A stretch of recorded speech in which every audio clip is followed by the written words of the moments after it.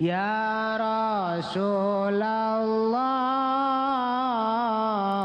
salamun alik. Urang mah diayakeun panderi tapi bisa nyaksian nu ti heula. Kok bisa kitu? Lantaran aya Al-Qur'anul urang bisa nyaho kisah-kisah umat nu baheula di Al-Qur'an. Engke ge urang bakal nyaksian kana kajadian ieu. Bakal nyaksian urang kana kajadian kiwari. Urang teh langsung lantang ke di hareupeun Allah.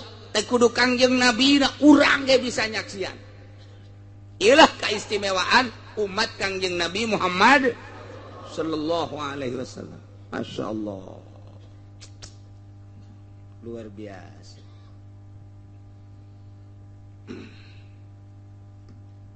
Muhammad ingat bakal terjadi engke di yaumul kiamah. Kok ieu didongengkeun sih supaya umat Kangjeng Nabi nyahoeun. Maksudna ngadongengkeun Kangjeng Nabi Isa teh naon? Taubihun liqaumihi, ngajejeleh ngahina-hina ka kaumna anu kuari nganggap pangeran ka Kangjeng Nabi Isa. Ulantaran Kangjeng Nabi Isa boga kaistimewaan mukjizat. Padahal mah keistimewaan Kangjeng Nabi Isa teh lain ti Kangjeng Nabi Isa sorangan, pamere ti Gusti Allah Subhanahu wa ta'ala. Tapi dianggap pangeran. Siti Maryam termasuk wanita anu terbersih, dianggap pangeran deui. Tak ieu anggapan-anggapan Kristen, anggapan Katolik, anggapan-anggapan Protestan menuhankan terhadap Maryam jeung Isa. Engke bakal disidang Kangjeng Nabi Isa na di Robul Jalil. Sambarangan cek Gusti Allah sia Isa Maryam sia dibere keistimewaan ku aing sia Isa nyekel batu jadi emas. Hujan asa ditunjuk bae turun. Siana bisa hiber ka mana bae ngalayang. Kemudian penyakit-penyakit buta ku sia diusap doang cager. Jelema anu lumpuh mangan ditoel doang ku sia cager. Jelema nu geus ribuan tahun di jero kuburan hudangkeun ku sia cager. Cager hudang meureun. Udang bisa ka jero deui. Eta kaistimewaan eta teh nu siapa nu aing? Nu Gusti cek Kangjeng Nabi Isa. Tapi pada tuh sia make nu nitah ka umat sia bahwa sia teh pangeran. Nah, awas sia Isa. Geter-geter Kangjeng Nabi Isa. Komalura. Kangjeng Nabi Isa ge geter-geter.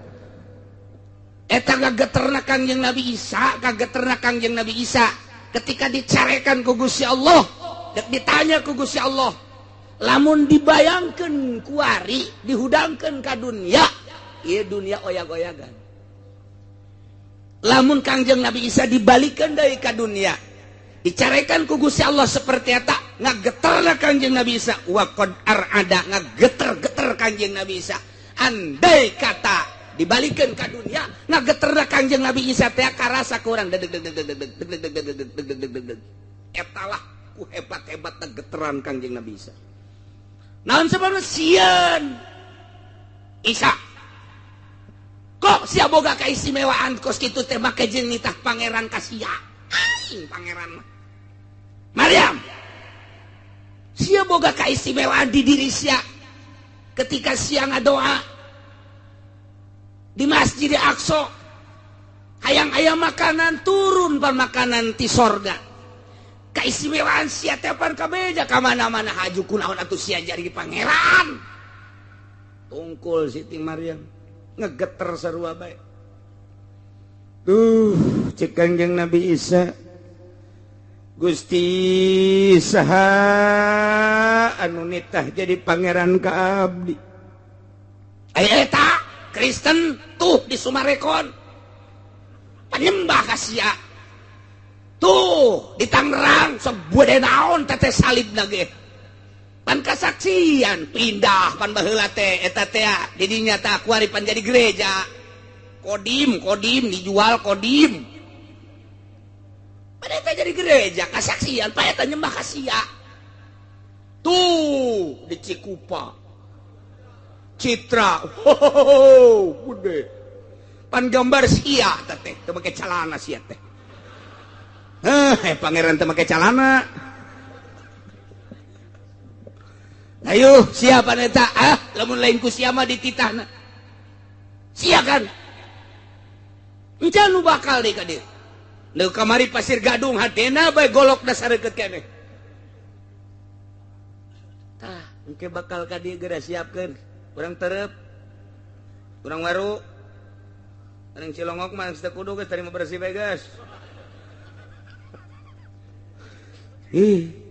Engke paeh kuari paeh sing hade lurah-lurahna urang geus ngomong di heula bae ti kuari ieu sing hade lurah-lurahna jeung camat-camatna ulah tanda tangan sing hade besi hayang mobil ka Cilongok bae teu kudu ti ditu teu kudu beneran besi camat hayang mobil datang ka imah aing geus disiapkeun ka aing mau mobilan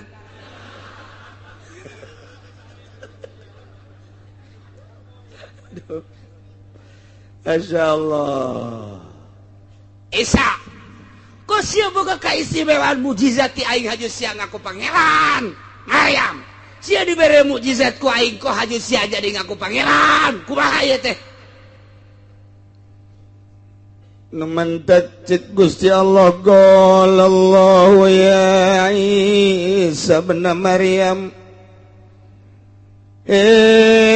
Isa anak Maryam anta qulta linnasi ittakhiduni wa ummiya ilahain min dunillah apakahnya rembahna Katolik Protestan jeung Kristen kasia teh kusia dititah anta qulta apakah anjeun ngomong linnasi ka urang-urang BSD ka urang-urang Amerika ka urang-urang Jerman ka urang-urang Swiss, ka urang Inggris dan lain sebagainya. Apa maneh teh ngomong anta kulta apakah anjeun nyarita apakah anjeun ngomong hei umat ittakhiduni wa ummiya ilahain min dunillah jadikeun kaula jeung emak kula tercinta jadikeun kaula jeung ibu kula tercinta sebagai pangeran min dunillah salian Allah pangeran kahiji Allah itu bisa nyebut Allah nama Allah kedua adalah Maryam Bunda Maria yang ketiga adalah Isa Ruhul Kudus Tritunggal tiga tapi satu anta kulta apakah mana ngomong gitu baheula sehingga jelema teh jarembah ka sia awas ya Isa Kanjeng Nabi Isa ngageter-geter wakon ada. Eta bayangan ngageterna andai kata dikabumikeun. Ujianna ngageterna goyang. Kunaon sieun Kanjeng Nabi Isa teh. Kanjeng Nabi Isa bae anu bener-bener jujur sieun atuh komo camat. Begitu disentak ku malaikat jabannya ge. Camat. Kamana sorana itu camat cak masyarakat camat urang soraan budak coba wow geus bae mah rantai mat ya ini rantai buatmu ya camat di rantai camat aduh cak camat teh ulah waga di rantai atuh kula naon salahna siang ngibarkeun Golkar kan dititakeun kula dititakeun si Alenek berjuang lu lumayanan ya sahuap dua huap iya dikira berjuang na siapa atuh atasan kula panggil ulah kula bae ulah ngomong sia heula lu camat aing di dunia mah ieu teh dipuja-puja dihormat-hormat bawahan aing mun teu hormat ka aing dipecat ku aing cak camat jeung bupati aing ku ari mah diliak-liak cak camat cak bupati teh ka ditu atuh ka bunda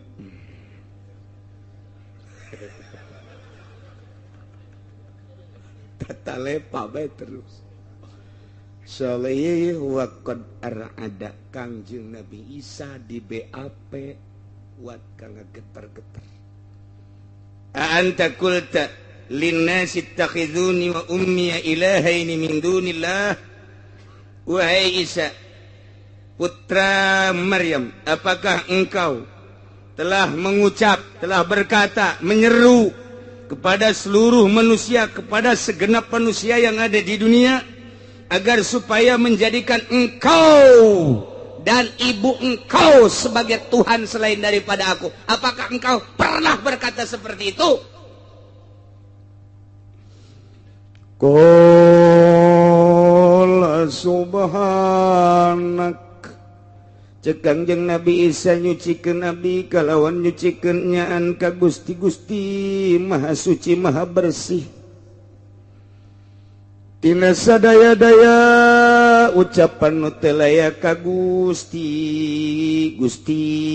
mayakunu lian aku lama laisa libih haq teu layak teu pantes ka abdi kudu nyarita kana caritaan anu lain hak caritaan anu bener lantaran abdi pandi barang ku Gusti titah nauhidkeun ka Gusti abdi teh parantos Gusti nauhidkeun ngajakan nauhidkeun ka umat keseluruhanana di dunia harita eta mah ngaluarkeun mujizat sote bagi jelema-jelema anu teu percaya bahwa abdi utusan Gusti bahwa Gusti teh pangeran anu ngadamel langit jeung bumi ku abdi kakarak dikaluarkeun eta mujizat tapi eta mujizat teh endahan ku anjeunna dianeh-aneh diaheng-aheng sehingga dijadikeun pangeran padahal abdi mah teu pernah nyarita kudu abdi sareng emak abdi disembah-sembah teu Gusti eta mah in kuntu qultuhu faqad alimtah andai kata abdi nyarita sakumaha caritaan tadi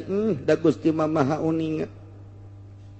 Andai kata Gusti ka abdi majar teh abdi nyarita ittakhizuni wa ummi ilahaini min dunillah besi bae abdi teh titah ngajadikeun diri abdi ku abdi diri ba abdi Siti Maryam supaya jadi pangeran dititah jadi pangeran. Andai kata abdi nyarita kitu ingkul tukul tupan faqad alim ta Gusti mah pangeran maha uninga. Ta'lamu ma fi nafsi wala a'lamu ma fi nafsik Gusti maha uningan naon anu tersimpan di benak hati abdi. Jujur lubuk hati abdi tina rahasia qalbu abdi wala a'lamu pani fi nafsik abdi mah teu terang kana rahasia nu aya di Gusti di akhirat ieu. Sakieu ayana abdi mah ciptaan Gusti titah nauhidkeun ka Gusti abdi instruksi-instruksi Gusti parantos. Kemudian umat-umat manusia ngajadikeun pangeran ka abdi beusi abdi kacaletot nyarita pan Gusti maha uninga nyangakeun sadaya-daya Gusti lantaran Gusti mah maha uninga kana anu tersimpen di jero hate abdi sedengkeun abdi mah pan teu terang naon rahasia anu tersimpen di zat Gusti anu sadaya tersimpen di zat Gusti abdi mah teu sadaun kelor teu sabakatul hibar terang pan anu maha uning Gusti anu terang kana sagala nu gaib. Innaka anta alamul guyub Gusti nu agung anu terang kana seluruh nu gararaib maha terang maha uning abdi mah nyangakeun sadaya-daya ka Gusti beusi abdi kacaletot nyarita waktu di dunia padahal mah asana sangat dijaga. Abdi mah mayakunu li anakula ma laisa li bihaq asa teu pernah nyarita nu teu layak nu teu bener. Komo nitahan jadi pangeran ka abdi mah paralun teuing. Tah kadenge ku umat Kristen ke. Kadenge ku umat Katolik engke. Kadenge ku umat Protestan engke. Ieu teh maksudna mah ngajejele pan maha uninga Gusti mah. Henteu kudu ditanya Kangjeng Nabi Isa teh. Ja utusan Gusti Allah. Seluruh ucapan anak hembusan napasna kiceupna kabeh geus kauninga ku Gusti Allah. Ieu mah di BAP sote ditanya sote supaya kadengeun tah ku Paulus. Supaya kadengeun tah ku umat Katolik Kristen di mancanagara. Kadenge ku sia. Kadenge ku sia wahai kardinal, kadenge ku sia wahai Paulus, kadenge ku sia wahai pendeta-pendeta, kadenge ku sia wahai para itu Kristen, Katolik dan lain sebagainya. Jaki itu Isa teata Nabi aing teu pernah ngadeng, teu pernah ngomong bahwa titah dijieunkeun pangeran. Kok sia nyanyahwanan. Hayo. Geus teu daya teu upaya ku harinya neuk nyen gereja unggal juru. Engke manyana teh neuleuh neraka. Tinggal urang meh hakan ku sia.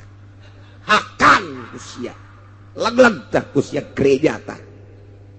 Urang ge mah kos kitu teh surak. Cek babatur ulah ka surak sih can apa. Ya tuh aing mah henteu ka gereja. Henteu ka gereja ge aya sia sok ka masjid henteu. Heueuh nya. Atuh. Satu bener gitu mah geus jelas ka neraka atuh ulah ka sok yang serikeun sia. Nyaho teh tihang masjid di lembur sia sabaraha.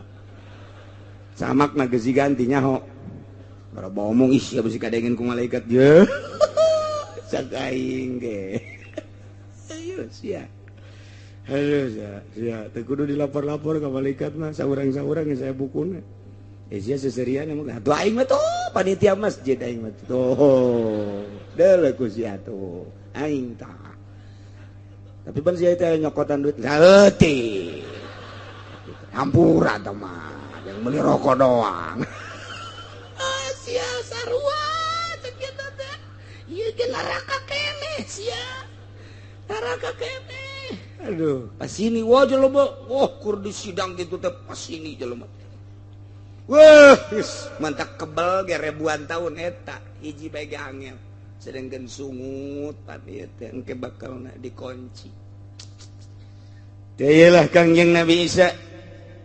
Ma qultu lahum illa ma amartani bihi an ya'budullaha rabbi wa rabbakum wa kunta alaihim syahida.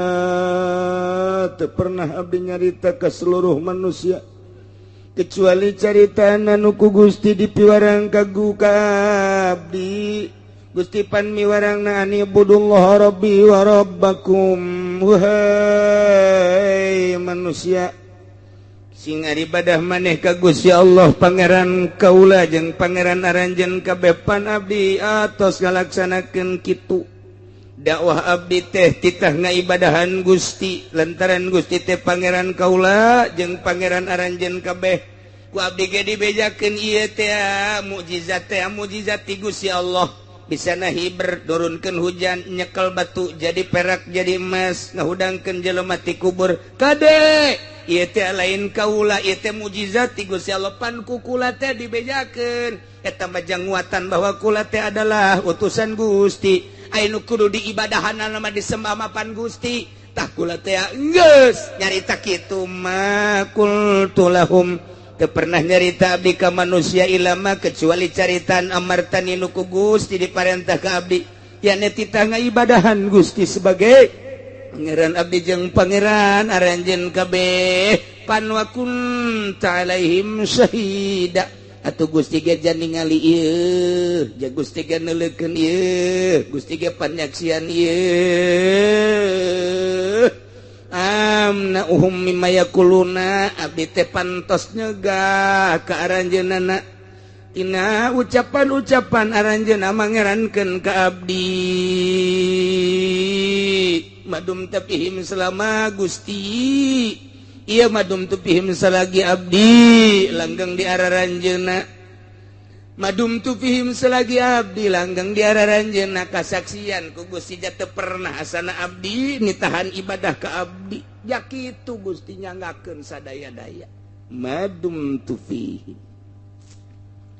atuh ningaeun Gusti ge tama supaya kajahoan ku umat-umat Kristen nu mentek loba jasa ayat ieu ketika dibuka di Barnabas anu asli puluhan ratusan bahkan ribuan anu asup Islam diurang aya jelema nu memperbandingkeun Al-Qur'an dibacaan gonyana Al-Qur'anul Karim setelah dibaca pas caritaan-carita nu mengena ka Kangjeng Nabi Isa diakurkeun jeung anu aya dina Injil Barnabas asli Injilna ternyata bener loba nu asup Islam nu mantak kuari Injil Barnabas teu meunang dibaca di UGM disimpen teu meunang kecuali orang-orang tertentu kelas mahasiswa dosen-dosen anu kira-kira kadeuleunan can kuat dina kakristenanana teu meunang maca Injil nu asli lantaran petunjukna titah iman ka Kangjeng Nabi urang Kangjeng Nabi Muhammad sallallahu alaihi wasallam dina Injil geus dijelaskeun ya'ti mim ba'dismuhu Ahmad. Wahai umat kaula engke jaga bakal aya seorang nabi ngaranna Nabi Ahmad kula geus teu aya iman anjeun ka dinya geus dijelaskeun. Mentok loba jasa anu arasub Islam. Tak ieu ketika ieu nya ge ngageter-geter nya ge sieun. Kumaha tuh selanjutna? Falamma tawaffaitani kunta antar raqiba alaihim. Barang Gusti ngangkat ka abdi ka luhur langit kunta antar raqiba maka aya Gusti teh anta Gusti ar-raqiban nu ningali nu ngaraksa ka manusia li amalihim kana amal-amal manusia wa anta ala kulli syai'in syahid Gusti pan maha ningali Gusti pan maha nyaksian kana keseluruhan manusia tina ucapanana jeung tina pagaweanana sabada abdi diangkat cik urang mah Gusti hampura abdi pan Gusti abdi teh diangkat lantaran disalametkeun ku Gusti tina kejaran-kejaran orang Yahudi. Akhirna abdi mapan diangkat disalametkeun ku Gusti aya manusia nu sarupa jeung abdi nu dianggap abdi kumanehanana dibunuh disalib. Abdi mapan atos teu aya urusan jeung manusia. Setelah abdi nyarita di manusia melalui mukjizat besi aya nu teu percaya abdi ngajak ke manusia supaya ngimankeun ka Gusti, percaya ka Gusti, nyembah ka Gusti. Kemudian abdi dikejar-kejar, abdi disalametkeun ku Gusti, diangkat ka langit ka opatah. Tidinya bapan abdi geus teu berurusan deui jeung manusia, nyangakeun sadaya-daya. Ucapan manusia, pagawean manusia, pan Gusti taman nu nyaksian. Gusti nu gaduh, dibalikeun deui ku Kangjeng Nabi Isa. Atuh mangga kumaha Gusti? Pan sia cuma malikeun ka aing cek pangeran. Itu Gusti ya ku Gusti sadaya-daya pan Gusti mah kunta anta raqiba alaihim li amalihim wa anta ala kulli syai'in syahid. Atuh mangga nya abdi mah tos teu berurusan eta mah jelema aju mangeranan ka abdi mangeranan ka emak abdi atuh Gusti eta mah anu nyaksian jeung nu ningali atuh jelema aya anu iman bae ka abdi sebagai rasul Gusti teh pangeran atuh Gusti da Gusti nu ngaraksa eta mah ieu mah abdi mah geus cuci tangan bae sabodo Gusti bae tah Kangjeng Nabi Isa ge cuci tangan geus abdi mah sabodo Gusti bae tah bae urusan Gusti abdi nu penting mah ngalaksanakeun tugas ti Gusti turun ka dunia dibere abdi teh pangkat nabi diangkat jadi rasul abdi terus bae dakwah nitah ngaimankeun ka abdi sebagai rasul jeung ka Gusti sebagai pangeran abdi diangkat geus teu berurusan deui nyangakeun sadaya-daya ka Gusti urusan manusia ucap tingkah jeung pagaweanna da Gusti anu maha syahid Gusti anu maha nyaksian maha ningali tuh tanya bae tuh umat Kristen tanya bae tuh umat Katolik tanya bae cek Kangjeng Nabi Isa nu ngimankeun anu percaya mangerankeun ka tanya geus kelabakan cek umat Kristen awas ya bakal ditanya aing mana kelompat ka mana tuh ya aing mana kelompat ka ditu ngajawab seuneu di ditu ka belah ditu seuneu keneh belah ditu di ditu deui seuneu aing geus ka ditu seuneu kabeh ieu mah moal bisa ieu mah ka mamana ge aduh cek cenah jadu urang kunaon baheula nya kunaon ngimankeun ka Isa sebagai pangeran ja pangeran mah Allah horenganan sia teh atuh aing pan diajakan ku pastur-pastur dibere mie hari itu. Deres di Banten mah teu titah ka Isa mie ge titah ka Atut doang.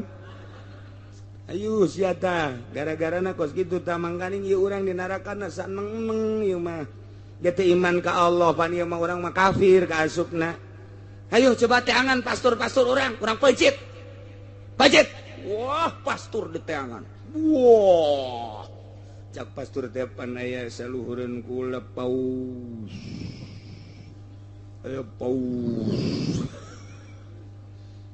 Aya kardinal kabeh. Coba panggil. Padahal kan paus mah nyahoun. Nyahoun nya nama pan maca Barnabas asli. Begitu dibaca kunyana ditutupan.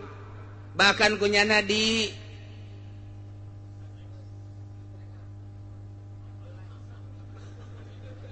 cana anu pasti bahasa aja cetrek main nyaho. Jadi kitu teh naon ngaranna sepeda cetrek atuh.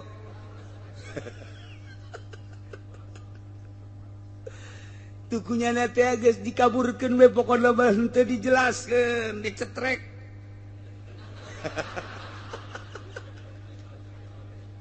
Dilem.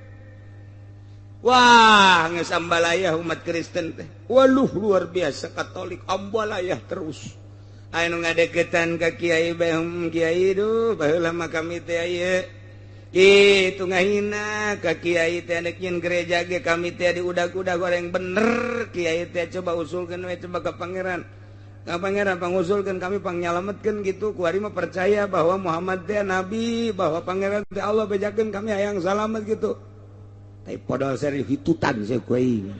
Keur ieu sia cak kiai teh aing datang ka ngerahkeun manusia teu ngajagaan sia napan wah pas sini rame luar biasa aya nu dihandapeun listrik aya nu dihandapeun gardu aya nu dihandapeun tangkal caringin dinya teu mah kuari engke moal aya panas sedengkeun panon pengen sadepa sakieu padon poe masyaallah.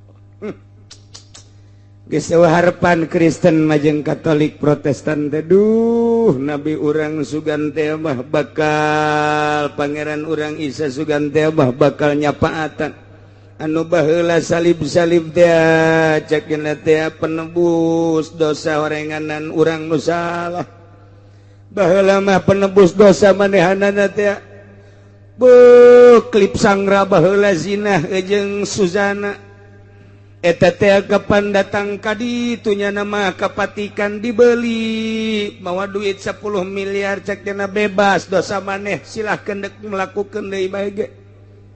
Coba eta terketahui di Indonesia klip sangra zinah jeung Suzana anu di luar biasa di Indonesia di bahaya-bahaya datangnya na kapatikan eta teh anu gegedena mah misinya na teh nek supaya umat manusia di Indonesia supaya lurutan jana zinah ge bisa ditebus dengan 10 miliar saja. Bahkan adu tawar cek dipatikan tidak usah terlalu mahal cukup 10 juta saja sebab anjeun mah ieu adalah bintang film ternama eta teh supaya kieu di Kristen mah horenganan bisa ditebus abeh jelema arasuk Kristen tangkorak Susana goblok. Tapi sugan urang Cikupa aya nu katarik ya teu henteu sugan aya di Balaraja nu katarik atuh henteu ih atuh sia-sia aing ya aing mah teu wau ka Susana sia aing mah oge ka Susana tetangga aing eta mah turang deui eta mah masalah eta mah teu eta teh dakwahna Kristen mah saperti eta wow datang kepatikan ka ditu di expose di berbagai media di televisi diberitakan akan keberangkatan klip sangra dengan Susana akan menebus dosa beliau berdua lantaran telah melakukan zina sabada kali zinana cukup dengan 25 kali bae cenah sesuai jeung Nabi urang tolol teu budak. Nah eta terketahui urang kabehan kabeh dunia nyaho dakwah Kristen teh seperti eta tapi umat Islam di Indonesia tetep teger atuh nyana aing sugan aya anu katarik nya henteu paling budak letik bae ngomong kieu. Oh nya nama eta dosa bisa dibelinya cak cenah teh. Heran pan dosa sih bisa dibelinya. Emangnya eta pangeran saha? Budak letik ge ngomong kos kitu tah. Alhamdulillahirabbil alamin berkat Habib-habib kiai-kiai dakwah unggal mulud, dakwah unggal rajab sehingga disinghade deres budak letik ge ngomong kan dosa sih bisa dibelinya. Atuh ngeunaheun nu sugih kos kitu. Atuh nu sugih mah meureun moal anu ka nerakanya. Emang neraka nu saha sih nu paus apa anu Allah sih? Tah budak letik di urang tah alhamdulillahirabbil alamin. Masya Allah ai budak letikna caang hatena ai kolot teu salat-salat. Dibalikeun ku Gusti Allah.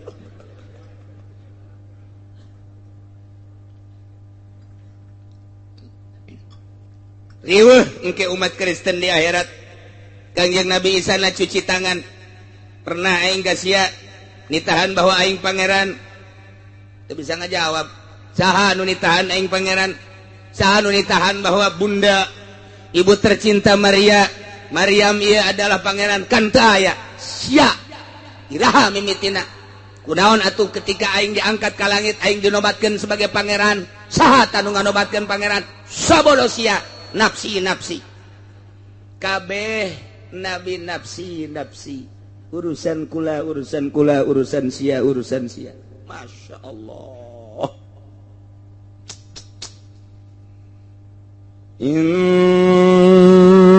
tu'adzibhum fa innahum ibaduk wa in taghfir lahum fa innaka antal azizul hakim. Wallahu a'lamu bimaradi. Cek Kangjeng Nabi Isa Gusti intu azibum lamun teh mah Gusti nyiksa ka manusia-manusia nu ngajadikeun pangeran ka abdi anu kalalupur ka Gusti atuh nyangakeun tamadek disiksa ge painahum ibaduk jaeta mah manusia teh hamba Gusti. Israkeun ka Gusti panu anta malikuhum Gusti nu ngarajaan tatasarrufu fihim kaifa syita anu ngolah nu molahkeun teh Gusti kumaha kaayang Gusti la tiradu alaika teh aya anu bisa ngalawanan ka Gusti kumaha Gusti bae. Boro-boro eta sangkilang aya angin bae ge aya angin teu bisa ditahan sanu bisa nahan cak urang angin ulah ka dieu waktu kadinya mah kadinya bae. Tangkal kalapa kacabut, tangkal asem kacabut. Komo tamah kandang embe mah. Wah cabut, saha nu bisa nahan lati robo.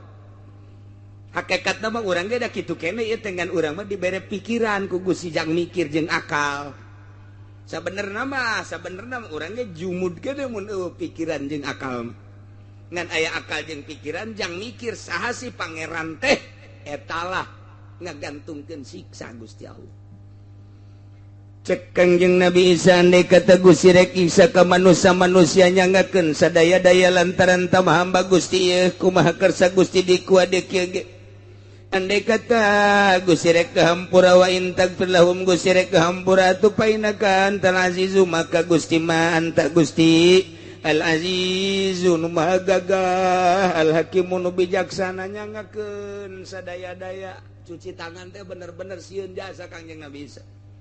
Eta umat-umat anu mangeranan ka abdi jeung ka ibu abdi ngajadikeun pangeran ka abdi andai kata ku Gusti rek disiksa tamanya ngakeun ja hamba Gusti ieu andai kata deuk dihampura atuh emang Gusti mah pangeran tukang ngahampura al azizul hakim. Geus kesimpulan mah nu penting mah abdi bae salamet Gusti sabodo tah urang sumarekon mah sabodo bodoh bae geus dokona mah tuh. Paling cek Gusti teh orang-orang Kristen yang ada di Indonesia. Pernahkah Anda dilindungi oleh pejabat? Siapa yang pernah melindungi Anda dan melangsungkan pembangunan Kristen? Maruncul nyul. Abdi berlindung ke bupati sehingga bupati bisa tanda tangan ya Gusti. Gitu keneh ke gubernur, gitu keneh ke presiden. Nah iyalah persekongkolan dakwah